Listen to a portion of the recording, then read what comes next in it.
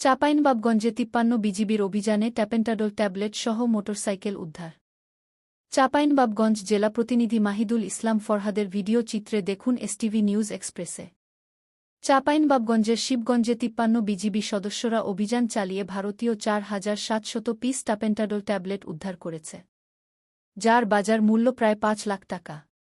মনাকশা BOP সদস্যরা বুধবার সকালে এ অভিযান চালিয়ে বিপুল পরিমাণ ভারতীয় নেশাজাতীয় ট্যাবলেট উদ্ধার করে।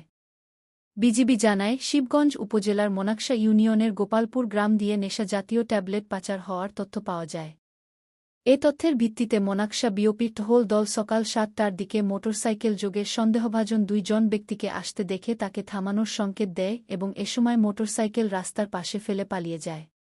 পরে টহলদল মোটরসাইকেলে থাকা ব্যাগ থেকে উক্ত ভারতীয় ট্যাপেন্টাডল ট্যাবলেট উদ্ধার করে।